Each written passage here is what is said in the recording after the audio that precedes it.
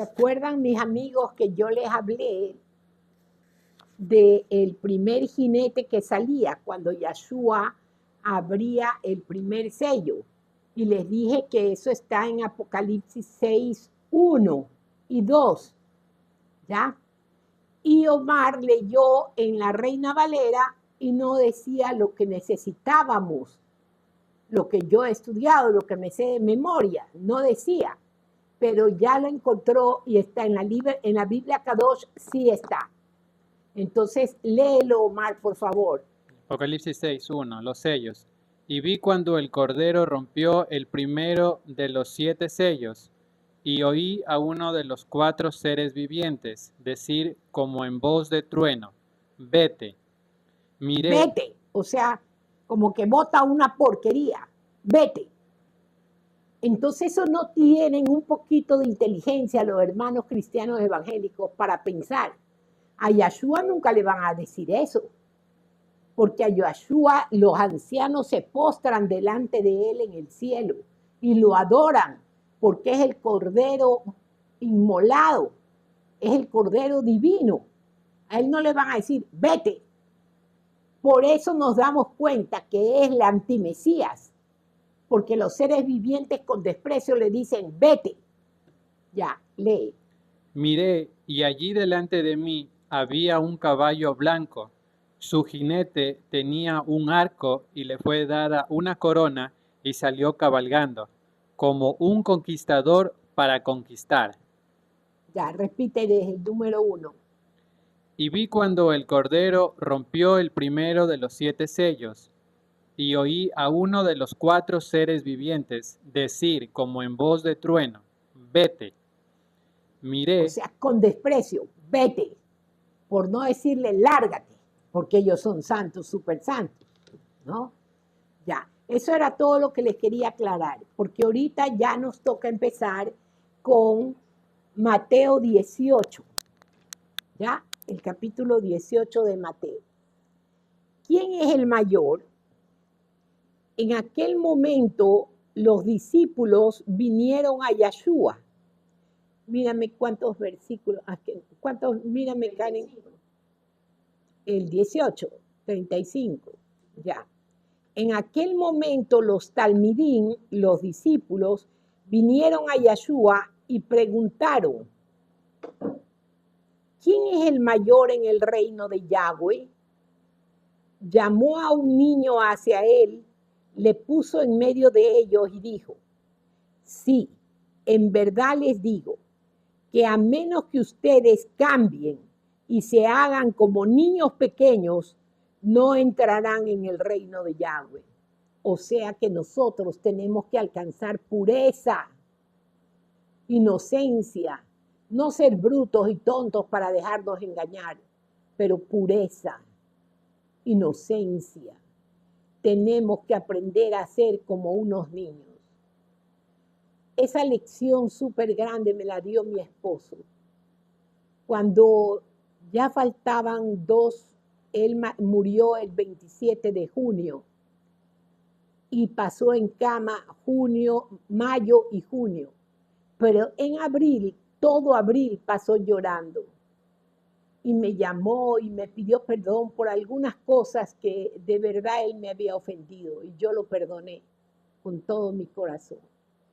Pero él pasaba orando y pidiendo perdón por todo. O sea, Dios le dio la bendición de enfermarlo para que él, en ese dolor, en esa enfermedad, él se diera cuenta y el Señor derramó su benignidad para que él se arrepintiera de todo pecado y maldad.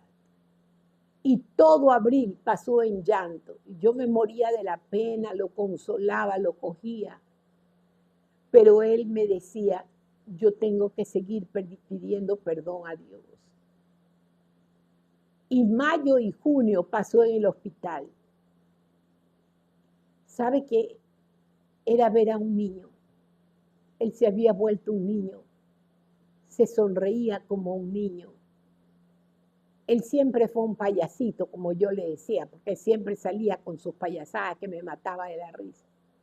Tenía unas ocurrencias que uno no se imaginaba. y yo llegaba al hospital y le ponía el celular con las alabanzas. Y ella ahí con el suero y todo, levantaba las manos y cantaba y adoraba al Señor. Y yo le decía, gracias, Señor, porque yo vi a mi marido morir en santidad. Yo lo vi arrepentirse de todo pecado. Yo lo vi. ¿Y quién no diera por morir así? En santidad total. Como un niñito. Él se volvió como un niñito.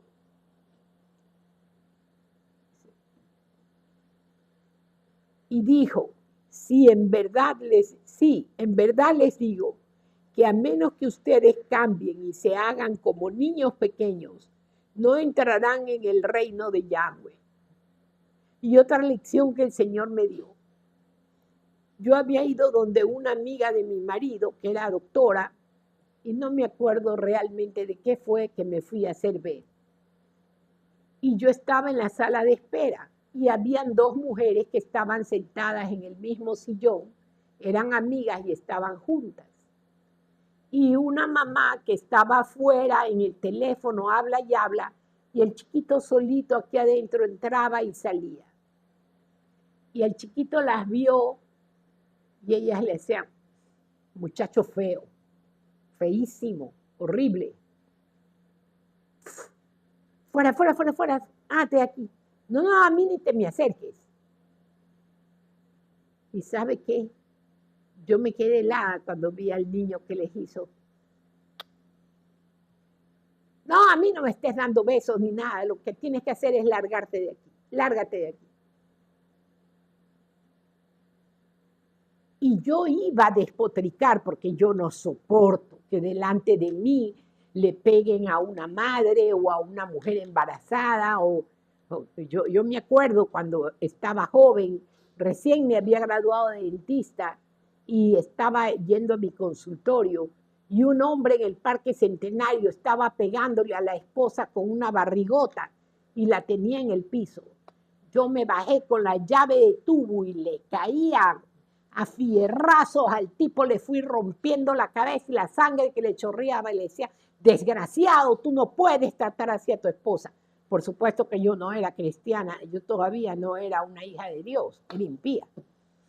Y cuando los guardias de Toral Salamea, que estaba en la oficina de ese edificio, los guardias estaban abajo, siempre ellos conversando, unos hombres grandototes que andaban armados. Ellos miran, mira, es la doctora la que está en problemas, vamos a ayudarla. Y yo les digo, miren este hombre, tuve que coger la llave de tubo para darle, porque miren a la esposa que está con semejante barriga, la tiene en el piso pateándole y pegándole. Y entonces caíste en nuestras manos. Y cogieron y mire, le dieron una, que créame que yo no creo que algún hueso le haya quedado entero. Le dieron una paliza como la que dicen, la del zorro. Entonces, ese día yo estaba a punto ya de decirles a las tipas, ¿cómo pueden ser tan salvajes en tratar a una criatura de esa forma? Pero justo en ese momento me llamó ya la doctora, me tocaba mi turno y entré. Pero la lección más grande, mientras la doctora me llamó y yo empezaba a entrar, el Señor me dijo, así quiero que seas, como un niño, que perdones a tus enemigos que más daño te han hecho. Así quiero que aprendas a reaccionar, como un niño. Fue la lección de mi vida. Yo me quedé como turulata, yo no podía ni pararme, la doctora me vio, medio le dije algo y le dije a mi marido que no me llevara al consultorio sino a la casa porque yo estaba desmayándome. Y le conté a mi marido, como yo le conté a mi esposo lo que Dios me dijo, yo creo que de eso se acordó él cuando estaba para morir. Y él realmente murió como si fuera un niñito chiquito. Mateo 18:4. Así que el mayor en el reino es cualquiera que se haga tan humilde como este niño. Cualquiera que reciba en mi nombre a un niño como este, a mí me recibe. Eso dijo Yeshua. Ocasiones de caer. Y cualquiera que ponga tropiezo a uno de estos pequeñitos, imagínense a los pedófilos, a los violadores, a los que los manosean, que les hacen estupro, imagínense. Y cualquiera que ponga tropiezo a uno de estos pequeños que confían en mí, mejor fuera que le colgaran una piedra de molino al cuello. La piedra de molino era de este ancho y así grande, redonda, porque era para ir girando con un burro que tenía fuerzas para ir moliendo las aceitunas para que salga el aceite de oliva. Dice, mejor fuera que le colgaran una piedra de molino al cuello y le ahogaran en el mar abierto. O sea que eso les espera a los pedófilos. Ay del mundo por los tramposos, porque debe haber tropiezo, pero ay de la persona que pone el tropiezo. A Omar le robaron cualquier cantidad. Un amigo que él quería mucho, que era chef, y el tipo lo manejó bien bonito, y Omar bien inocente, tontote, él tenía su buen trabajo, ganaba bien, y el tipo le decía que tenía ganas de suicidarse, que ya se iba a matar, que ya le hizo hacer un préstamo en el banco, y el tipo se tragó toda la plata, y nunca le pagó. Ay de ese hombre que puso el tropiezo a un inocente, porque Omar por primera vez en su vida había salido a trabajar. Era prácticamente un niño, sin la capacidad de un zorro de tener astucia. Por eso a veces yo le digo, avíspate, Omar, te hace falta calle, porque no te puedes dejar engañar de cualquier persona. Te hace falta calle, avíspate. Me toca decirle a veces así, porque Omar a veces se pone más tonto que un niño de 2 años.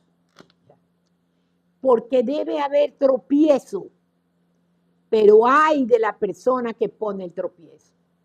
Pobre de ese hombre, que a Omar le ha tocado ir pagando y pagando y todavía no termina, porque con los intereses, ustedes saben cómo son los bancos, que cuando usted debe $100 y cuando usted se da cuenta ya le tienen $1,500 de deuda, porque suman interés sobre interés, interés sobre interés.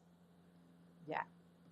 Así pues, si tu mano o tu pie se convierten en un tropiezo para ti, córtalo y échalo fuera.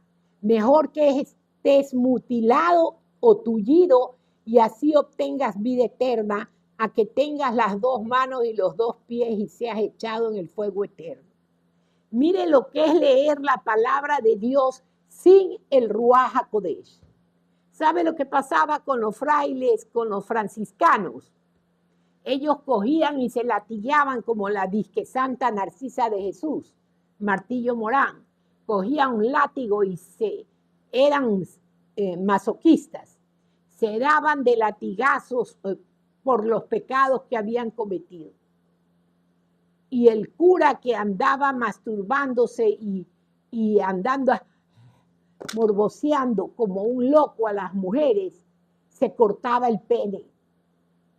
O el que se masturbaba se cortaba la mano derecha. O el que le gustaba robar se cortaban las 2 manos.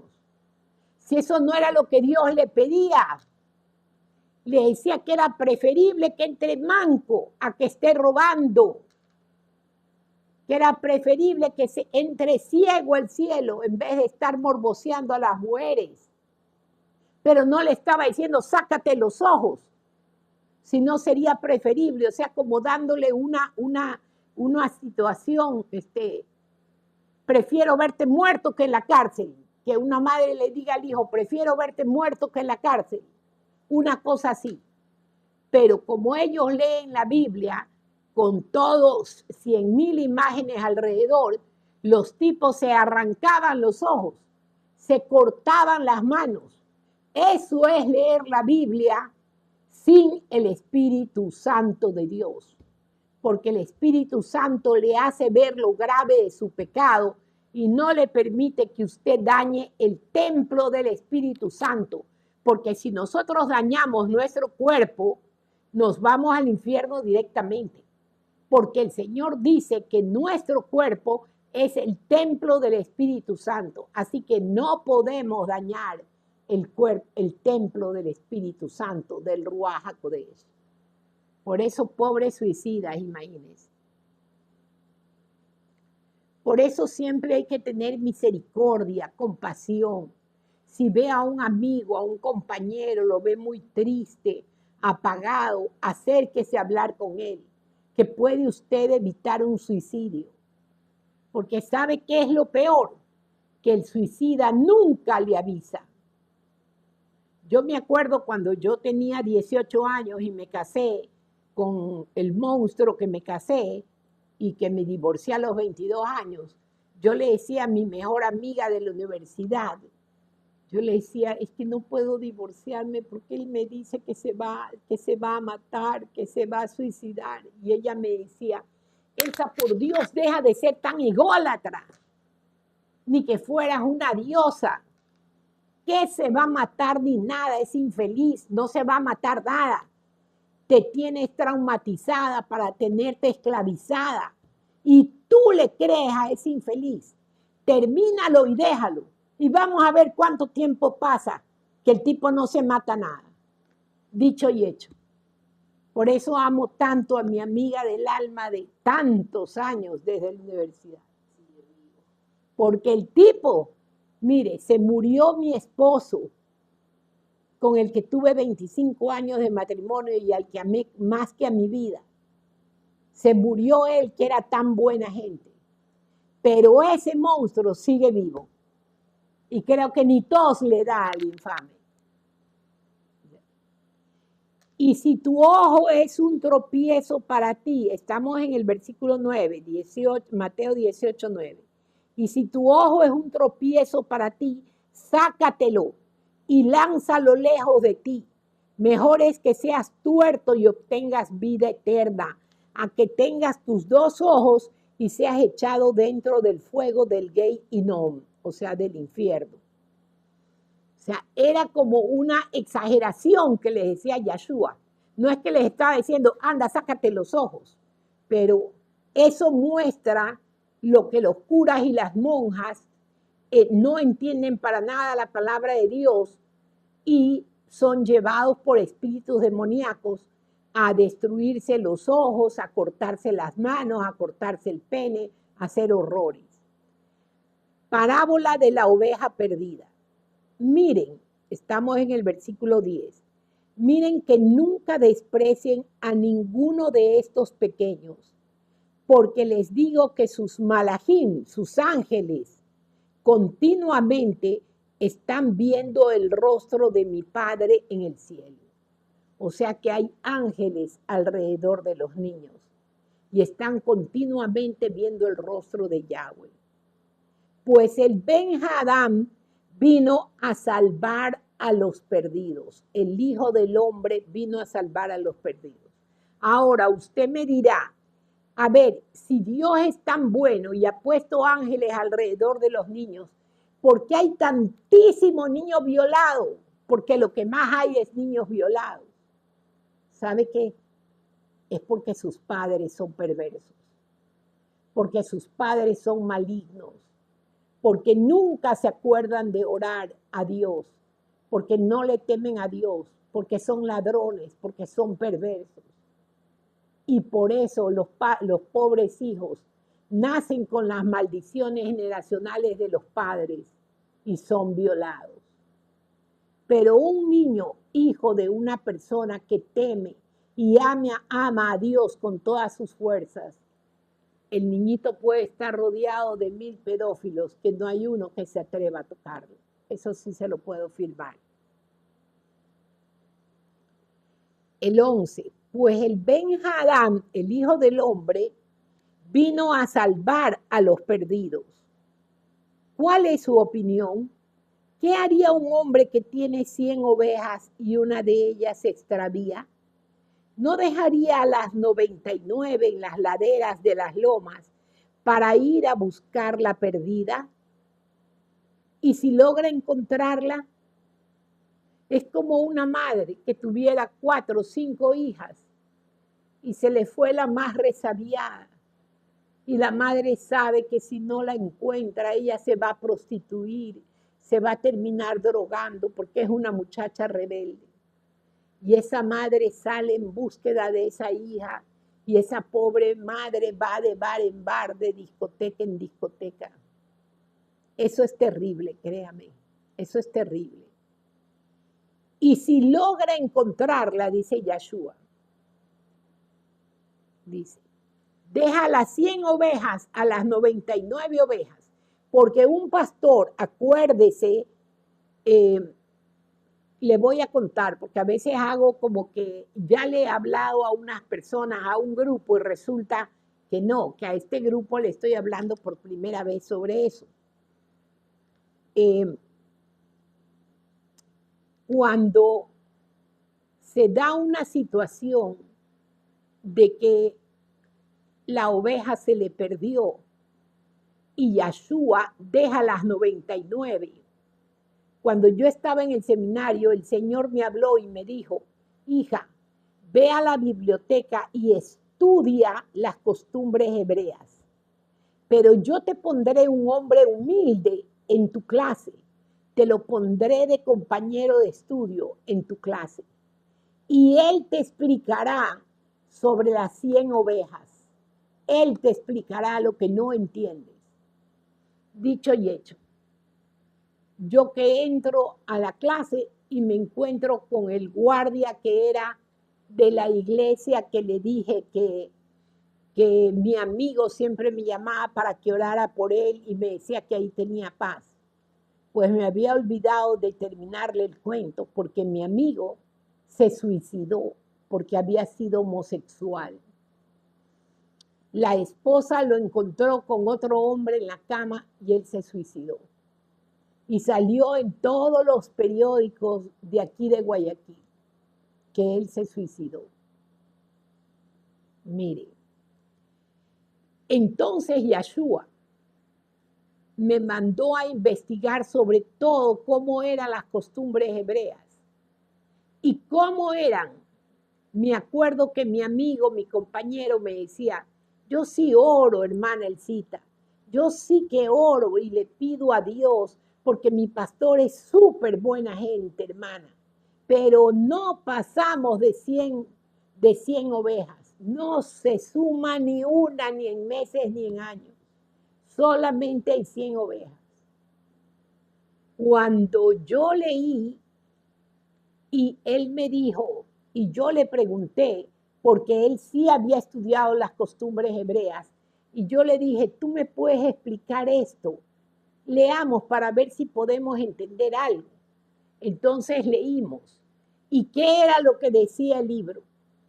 Que en Israel ningún pastor podía tener más de 100 ovejas. Lo único que cada pastor podía tener en su potrero eran 100 ovejas.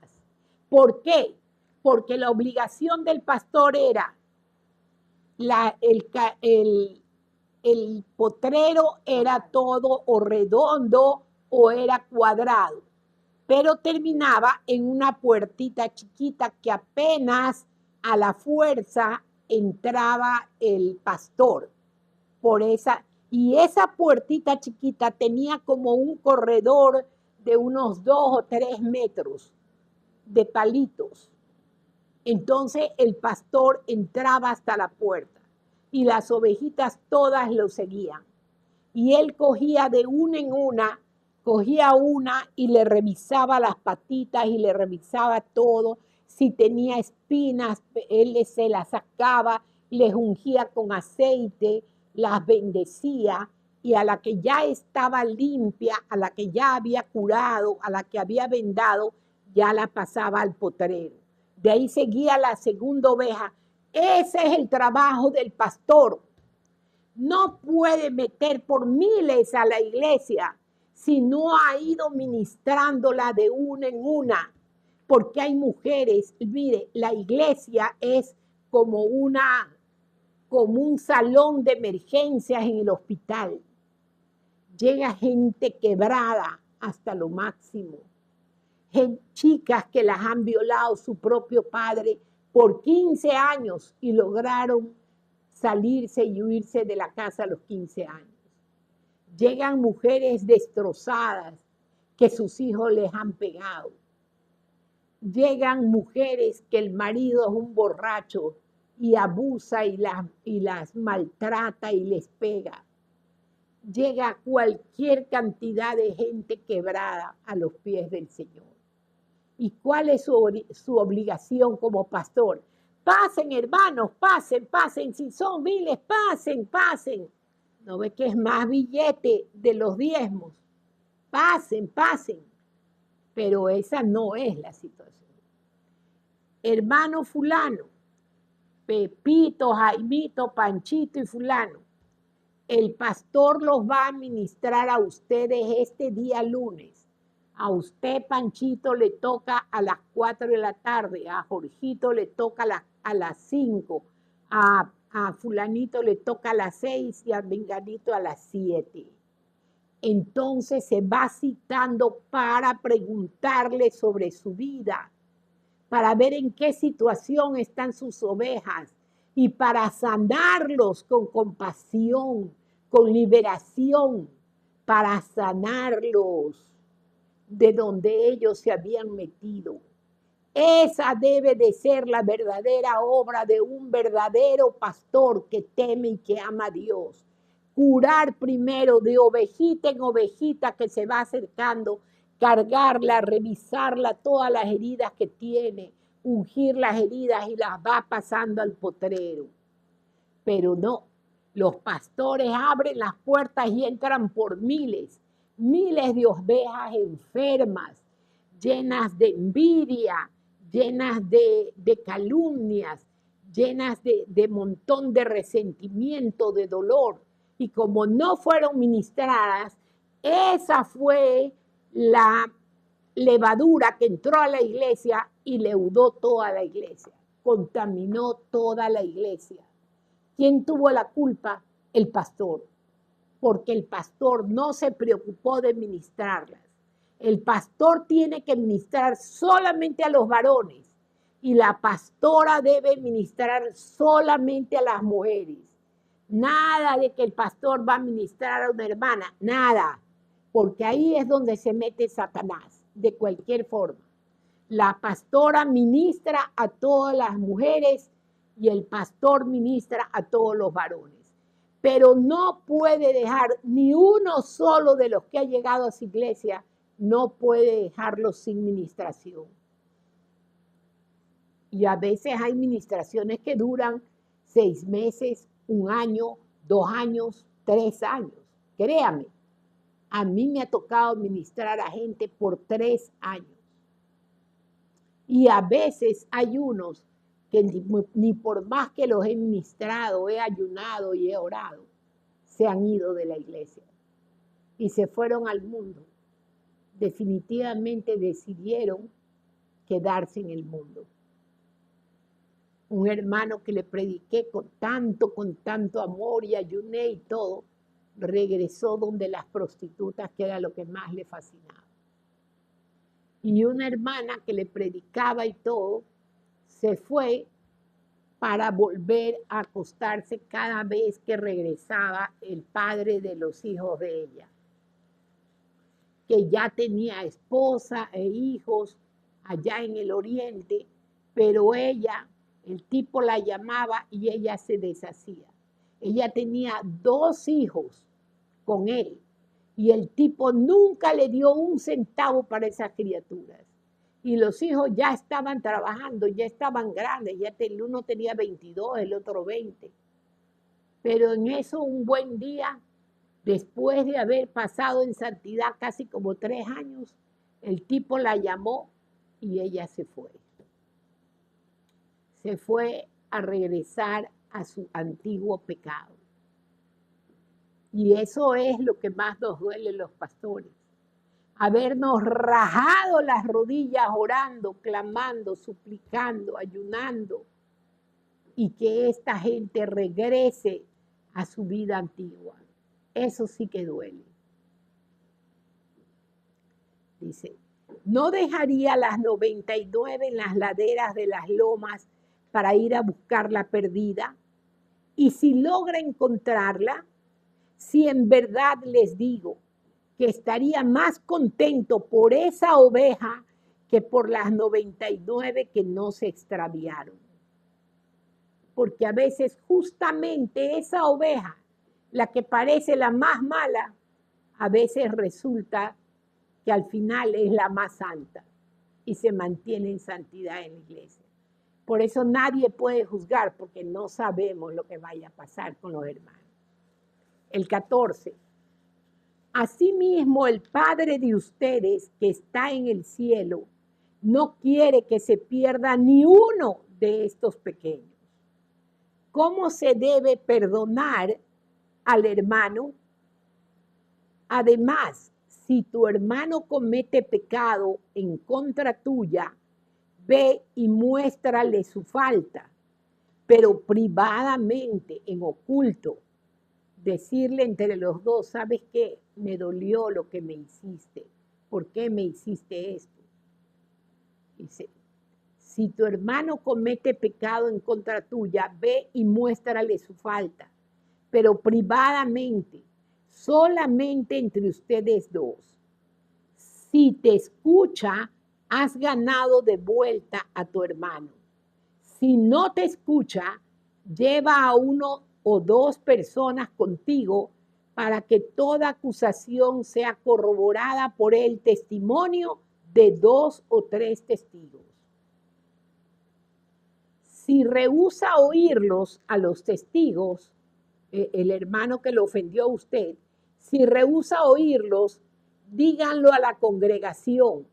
Y si rehúsa oír aún a la congregación, trátenlo como a un pagano o como a un cobrador de impuestos. O sea, ya dejó de ser hermano, Dios ya lo rechazó por completo. Sí, en verdad les digo, cualquier cosa que prohíban en la tierra será prohibida en el cielo, y lo que permitan en la tierra será permitido en el cielo. Si usted como madre permite que sus hijos le griten, le insulten y le peguen, usted se va al infierno. Porque usted es la responsable de que esos hijos pequen contra usted. Agarre un palo, una piedra, lo que sea, déles. Y si tiene que llamar a la policía para que se los lleve presos, llame a la policía. Pero hágase respetar. No permita que sus hijos le peguen, porque si no después va a amanecer muerta como todas esas mujeres de ese chico de 13 años que desmembró a la madre y la metió en una maleta. Así están las cosas en este tiempo. No permita que sus hijos le falten el respeto. Hágase respetar, porque usted como madre o el padre no pueden permitir que sus hijos le quiten la dignidad. Cuando le digan, es que tú estás loco porque ya estás viejo, eso es quitarle la dignidad al padre o a la madre. No lo permita. Dice,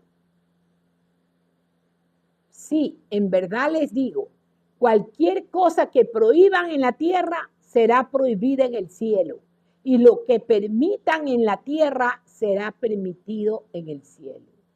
Porque Dios nos va a juzgar y nos va a llamar a preguntar todo lo que hemos permitido y lo que no hemos permitido. El 19. Para repetir les digo, si 2 de ustedes se ponen de acuerdo aquí en la tierra sobre cualquier cosa que la gente pida, será hecha para ellos por el Padre en el cielo.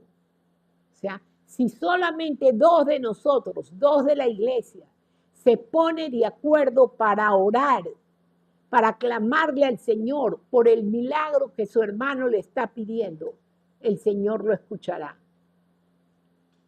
Porque donde 2 o 3 se reúnen en mi nombre, dice Yeshua, allí estoy yo con ellos. O sea, en este momento que estamos aquí reunidos, Yeshua está aquí en medio de nosotros.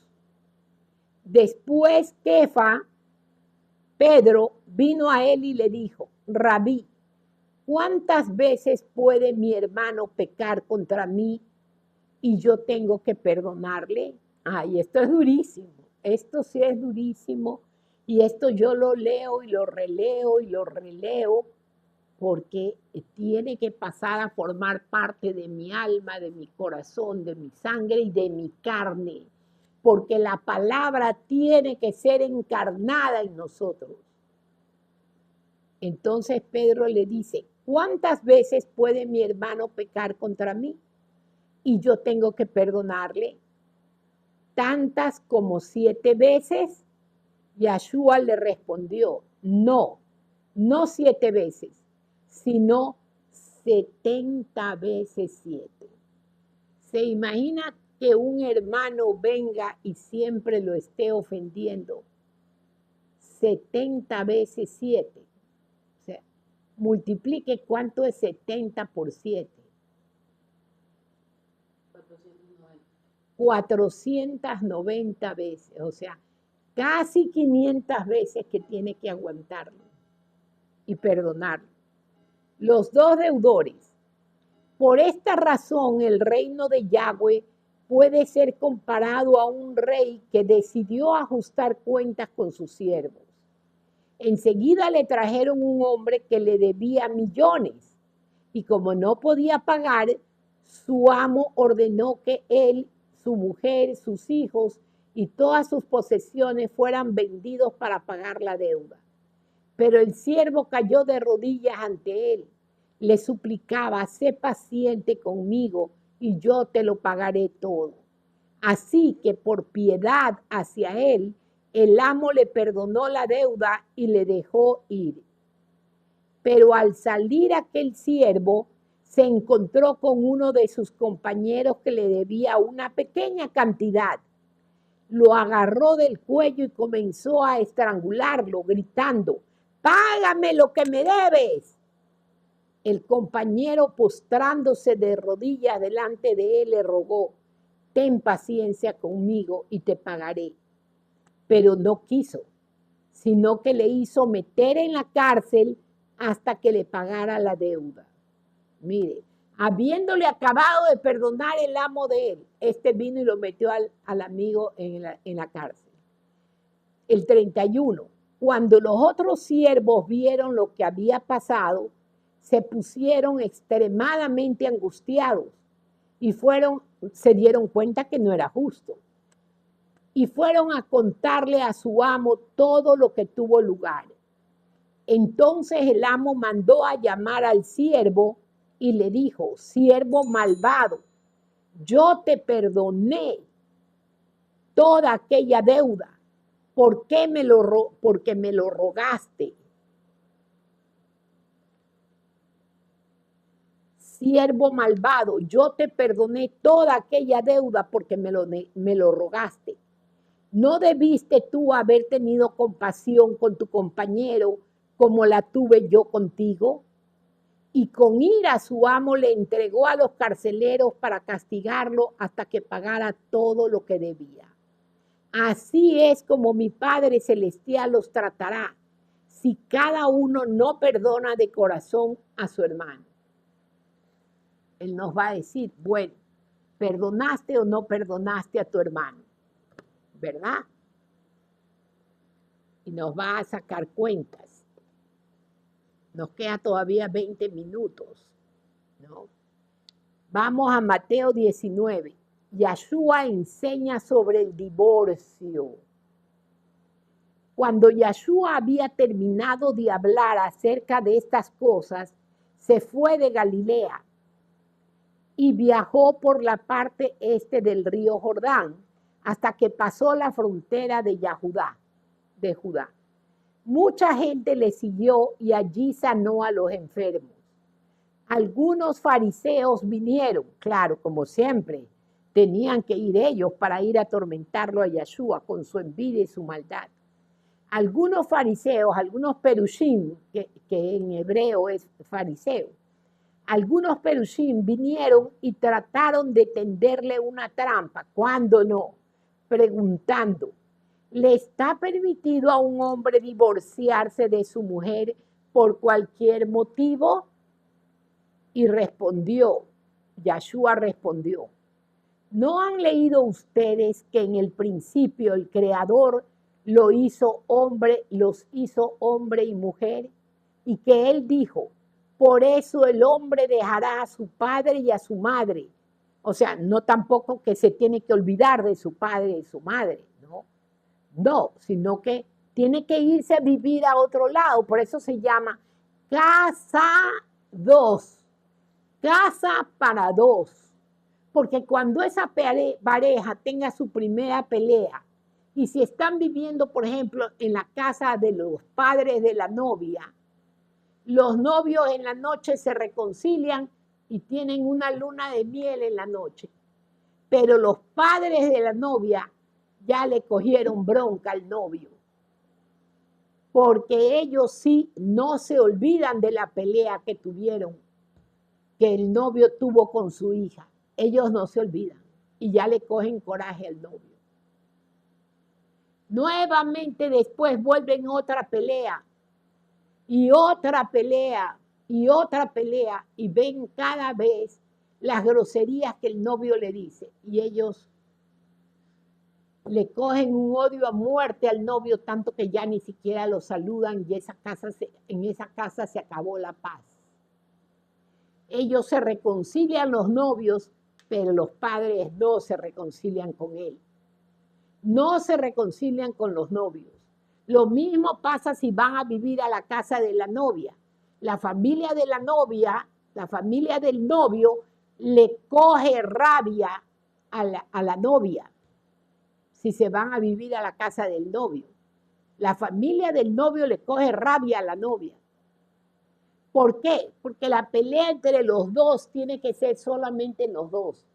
Entonces, cuando es casa para dos, así sea en 1 metro cuadrado de casa que vivan, pero solos, ahí serán felices, tendrán relaciones sexuales, disfrutarán de su matrimonio o se medio matarán y se dirán lo que sea, pero nadie se entera.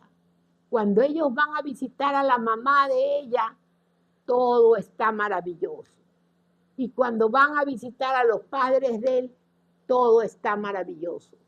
Porque ellos no saben las cosas que han pasado entre los novios. ¿Ya? Y que él dijo, y Yeshua dijo, por eso el hombre dejará a su padre y a su madre para unirse a su mujer, y los dos serán una sola carne. Por eso el Abba Yahweh dice en el Antiguo Testamento, en el Tanakh, dice, ¿cómo será que siendo yo el dueño de todos los espíritus, a cada pareja que está casada en mi nombre, yo le daré un solo espíritu? La mitad la tendrá el esposo y la mitad del espíritu tendrá ella. Serán un solo espíritu porque yo quiero nación santa, linaje escogido. Eso quiero yo, una nación santa. Por eso a mí mi marido me decía, mi amor, tú eres yo y yo soy tú. Yo sé lo que pase o lo que cuando estés triste o cuando estés feliz o lo que sea, porque la mitad de mi espíritu lo tienes tú. Y créame que eso es maravilloso. ¿Ya? Así que ya no son dos. Mire, aquí dice bien clarito la palabra. Ya no son dos, sino solo uno. Solo uno. porque el Señor a esa pareja le dio un solo espíritu, la mitad para cada uno. De modo que nadie debe separar lo que Yahweh ha unido. No pueden separarlo porque están compartiendo los dos un espíritu. Ellos le dijeron, ¿y por qué Moshe dio la orden que un hombre podía dar un sefer keritud, una carta de divorcio? Sefer keritud está en hebreo. Dice, ¿y por qué Moshe dio la orden que un hombre podía dar un sefer keritud, una carta de divorcio a su mujer y divorciarse de ella?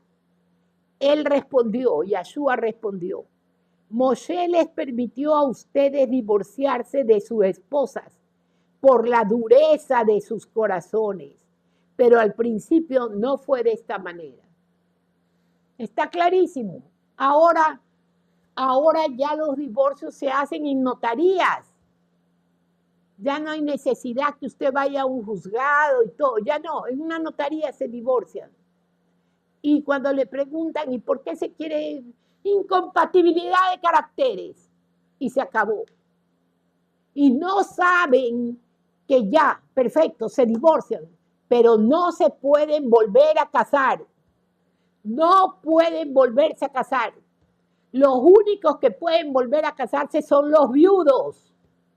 Y aún así, todavía el Señor pone ciertas restricciones para las viudas que ya tienen mucha edad. Así que la gente ahorita está que se divorcia y se casa el lunes y el viernes ya se están divorciando. ¿Por qué? Porque no esperaron con virginidad para casarse. Porque ahora díganle que se guarde virgen para el matrimonio y eso es, hasta lo matan y lo cocinan vivo. Porque ahora para los hombres y para las mujeres, usted hable de virginidad y es lo peor que usted les puede haber mencionado. Cuando eso es lo que más pide Dios, que nos guardemos vírgenes hasta el día del matrimonio. Cuando ha habido virginidad y la virginidad se pierde cuando ya la pareja se ha casado y están consumando el matrimonio, ahí hay un pacto de sangre, porque la mujer virgen, el hombre le rompe el himen a la mujer virgen y le sale sangre. Y ahí hay un pacto de sangre para siempre. Esos matrimonios son los que usted ve que dicen que tienen ya 70 años de casados, que tienen 60 años de casados, que tienen 50 años de casados. Esos matrimonios son los que la mamá pasaba cuidando a la hija, que el novio no se le vaya a alargar la mano, o la mandaba con todos sus hermanos y siempre la cuidaba para que ella se casara virgen. Y el bien para quién era, para ella, porque el marido se mantenía fiel. Cuando una pareja se casa virgen, el marido se mantiene fiel. Ahí no hay cachos, no hay nada. Ahí hay puro amor. Y ese matrimonio sí es un cielo, créame. Pero ahorita lo que menos hay eso. Usted quiere conseguir vírgenes, vaya al kindergarten. Solamente a la final ahí consigue vírgenes. Más allá arriba ya no, porque las muchachitas, yo veía las noticias y estaba en las noticias que estaban metidas unas niñas como uno de unos 13, 14 años con unos hombres ya y estaban teniendo relaciones sexuales adentro de una parte que estaba pura ropa. Ahí se habían metido. Y los guardias del supermercado llamaron a la policía y la policía fueron y lo sacaron a toditos. Y esas muchachas recién subiéndose las faldas, subiéndose los calzones. Así están las chicas ahorita. Aquí los guardias del malecón del Salado le contaban a mi marido: usted no sabe lo que tengo que pasar, doctor. Hay niñas de 14 años que yo les tengo que decir, o ustedes bajan ahorita y dejan de hacer sus porquerías allá arriba, o yo llamo a la policía. Así están las niñas en este tiempo. ¿Y las madres dónde están? Pregúntese usted. ¿Y qué les ha enseñado la madre y el padre? Nada. Por eso esas criaturas pecan, porque no hay nadie que les enseñe ni la palabra. No les enseñan ni lo más elemental, peormente la palabra. Lo que hacen es hablar puras malas palabras y darles chancletazos y palazos y maltratarlos. Eso hacen las madres y los padres en este tiempo. Entonces Dios le dijo, Moshe les permitió a ustedes divorciarse de sus esposas por la dureza de sus corazones, pero al principio no fue de esta manera. Ahora lo que yo les digo a ustedes, cualquiera que se divorcie de su mujer, excepto por razones de inmoralidad sexual, o sea, excepto porque llegó y la encontró en la misma cama a su mujer con su mejor amigo o con quien sea, dice, cualquiera que se divorcie de su mujer, excepto por razones de inmoralidad sexual, y se casa con otra mujer, comete adulterio. O sea, divórciese cuando a usted le dé la gana, pero eso sí sepa que usted se tiene que quedar solo el resto de la vida. O perdona a ese hombre o perdona a esa mujer y trata y hace el esfuerzo de pasar días y meses y años perdonándola y suplicando al Señor que le cambie a esta mujer el corazón o a este hombre el corazón y que ellos quieran recibir a Yeshua como su Salvador. Solamente le queda eso, perdonar y aguantar si no se quiere quedar solo. Porque no es que voy a la notaría y me divorcio y ya de ahí ya tengo lista la chica con la que me voy a casar. No puede, porque eso lo considera Dios un adulterio. Si usted se divorció, no puede volver a casarse. Los talmidim, los discípulos, le dijeron, si es así como son las cosas entre esposo y mujer, mejor sería no casarse. Él les dijo, no todos pueden comprender esta enseñanza de la Torá. Solo aquellos a quienes les es dado. Y eso me enseñó el Señor a mí. Me lo enseñó el Espíritu Santo. Hay muchos matrimonios que han pasado por cosas durísimas, por infidelidades, y han tenido que perdonar para poder salvar ese matrimonio. A mí me pasó al principio con mi marido, con mi segundo esposo. Y yo dije, si me divorcio ahora, tengo una hija chiquita con él, será otra hija de divorciado. Y mi hija que tiene 19 años y mi hijo que tiene 17 años, se me perderán. Si ahora él ha venido a poner orden en mi casa, porque se me querían ir a las discotecas, a los bares, y yo iba a perseguirlos a las discotecas y a los bares. Hasta que mi marido, un día ellos que venían, se habían salido por arriba de la puerta de la reja, y cuando venía el varón se había sacado los zapatos y mi esposo lo esperaba con tremenda correa. Y le dio una paliza y le dijo, estoy harto de ver que te pases a tu madre por medio de tus pelotas. Esta es la última vez que tú haces esto. Y fue la última vez. Él me ayudó y puso orden en mi casa. Porque ellos no me respetaban para nada. Para nada. Por eso es necesario un hombre y una mujer en la casa. Las mujeres que dicen, ay, yo voy a tener un hijo por inseminación artificial. Son brutas, no saben a lo que se van a meter.